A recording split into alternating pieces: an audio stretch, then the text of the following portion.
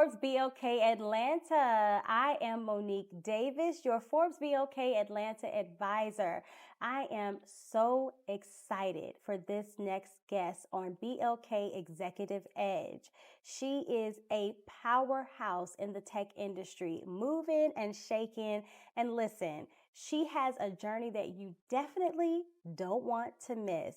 Guys, help me welcome Miss Dex Jones. Welcome, Dex. Thank you. Thank you for having me. I'm happy to be here. Absolutely. I am so excited to have you. Number one, because of course, in the startup world, there is no startup without tech. Okay. So, Very true. so you are in the space that is driving everything in the world right now. And that leads me to my first question. Mhm. As a woman of color, and now a leader in tech, what type of journey did you have to get here? Are there any key insights that you can give to someone who says, I see startup tech and I want to be a leader too? It's a great question. I think that you can't start off saying journey without sacrifice. First and foremost, sacrifice will need to be you. It's a commitment that you have to make to wanting to be a leader. And the journey wasn't easy for sure. I think that you have to make sure that you're ready for it, right? It's something that takes a lot of time. And my journey in particular started off, I'm actually a neuroscience major. And so it wasn't meant, if you will, I wasn't thinking about tech at all. I actually wanted to go to medical school. And it was just something that I realized I know nothing about tech.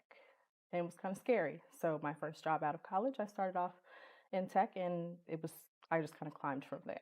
Wow. So, a neuroscience major, Mhm. first of all, that's not something you hear every day, but you decided to make that transition into Mhm. tech.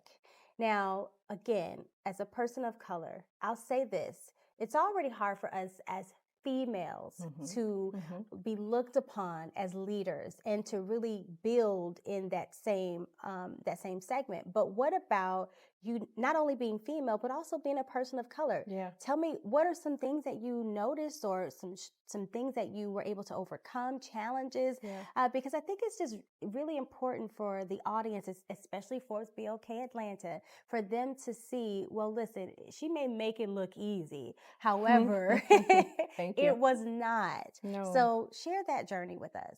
Yeah, I think it started off with me just being super inquisitive.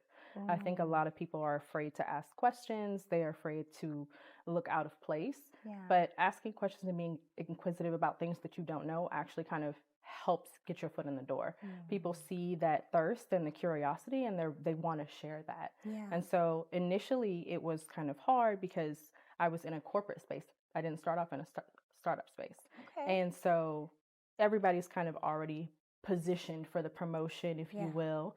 And so I definitely had to ask questions and I had to seek a mentor that Mm, did not look like me. And that's kind of hard, right? You're um, kind of thinking, oh, well, how would they think? What would they think of me? And you just have to kind of push that out of your mind and say, this is something I want to learn. Ask yeah. and take the risk. I love that. What I'm hearing from you is risk, Mm-hmm. sacrifice, Mm-hmm. and challenge yourself to go out of what the norm is, of what you see on a daily basis. For sure. It reminds me of my journey. Of course, for me, I've seen, being in talent acquisition and talent development, I've seen everything, but especially in the tech world, you really do have to have mentors. But Mm-hmm. I'll take it another step for you guys at Forbes BLK Atlanta, because I love you. So the other step is sponsorship. Okay, you can have mentors all day, but first of all, every manager is not a mentor. Correct. Can we get an That amen? is very true. So every manager is not a mentor, Mm-hmm. and every mentor is not a sponsor. Mm-hmm. And so to share the difference, just exactly what Dex was saying, she said, she had to find someone who did not look like her. And that was my same journey. I was in boardrooms and things like that, and The people who brought me there did not look like me, but I was not afraid to build the connection, build the partnership, and identify allies, Right. you know, Absolutely. who didn't look at me regardless of my color, my hair, my skin, all that other stuff, but they saw my ethic, my work ethic, and they saw that I was not going to give up. So let's talk a little bit more about sponsorship. Can you tell me how sponsorship played in your journey and how you got your sponsor to even notice you? Absolutely. I would say the first part of that, again, is asking questions, being inquisitive. Yeah. It was, I don't know how to do that. Can you teach me how to do that? And, you know, sometimes you may get people that look at you like, but you just kind of keep pushing. And so my sponsor was my manager. So in this instance, I had a great manager. And I came to my one-on-ones with 3 questions every single time that I needed answered. And they were always in the form of, what can I be doing better? Yes. How can I get to this spot? What is it that I'm not currently doing that is a skill set of someone that I admire or that I want to be? So if I wanted to be a manager in that instance, what is a skill set that I don't have today that you can help me or coach me on? Yeah. And knowing that you don't have everything, so you're going to have to kind of be vulnerable and say, I don't know how to do this. I need to learn how to do this. Ooh, that's good.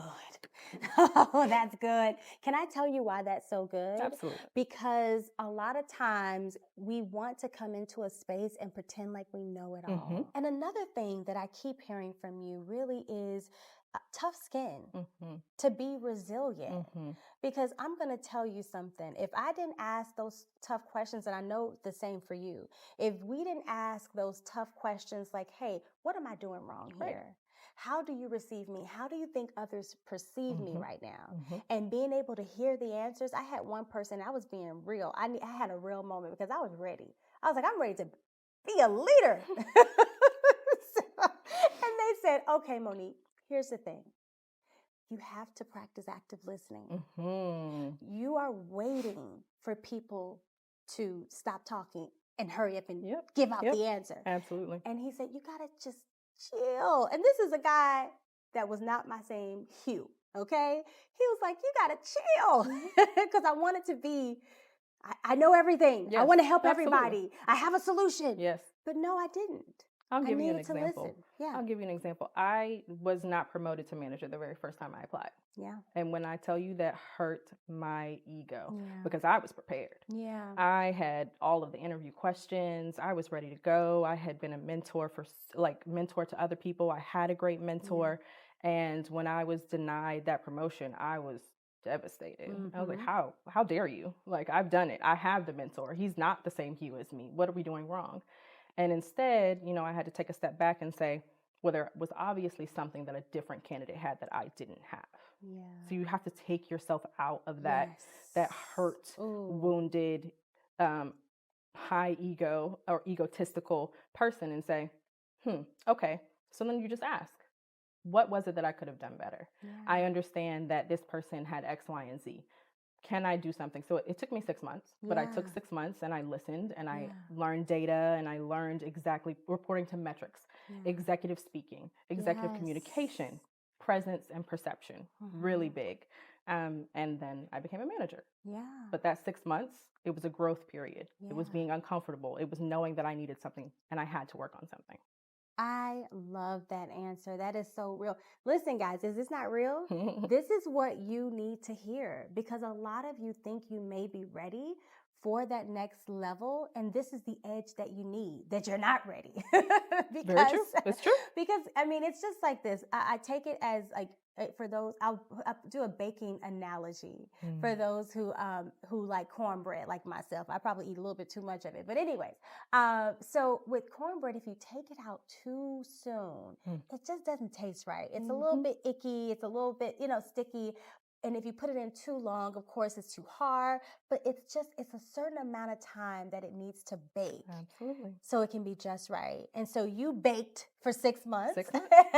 You got in there for 6 more months. And then you came in and tell me, how do you believe you were received after that 6 months? How did you, how did you gauge or measure like their change in reception for you? I could feel it. Mm. And I know that's not something that's necessarily tangible, but going into the interview, I could feel the difference in how my answers and them receiving and us bouncing off of each other, and me being able to just off the cuff give them examples of things that I had done to make sure that I was ready. Yes. Whereas before, I was kind of retreated and I wasn't sure. I knew that's what I wanted, but I didn't understand why I wanted it.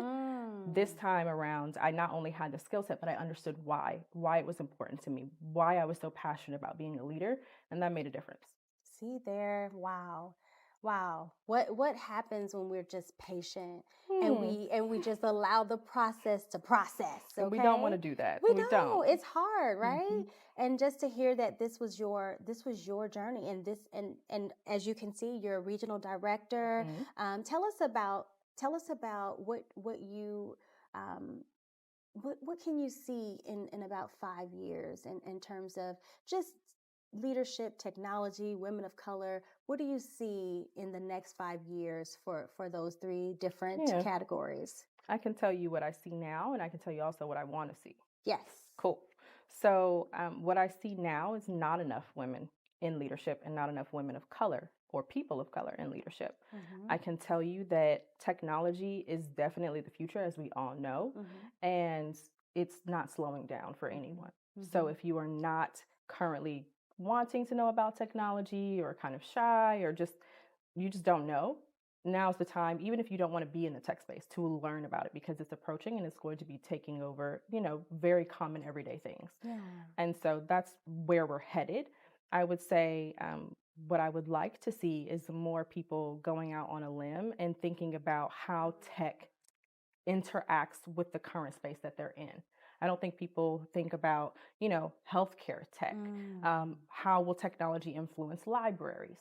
Just little things are everyday things. How will technology influence the grocery store? Wherever you're working, how will technology impact that area or influence that area? Yeah. That's something I think that we all should be thinking about and Yeah. that we're not. And of course, I would love to see more women and people of color in leadership too. I love that. I love the present and the current and the future. But what I want to touch on really quick before we go, because I could keep her here all day, y'all. But I'm thinking about the more women in Mm-hmm. leadership. Mm-hmm.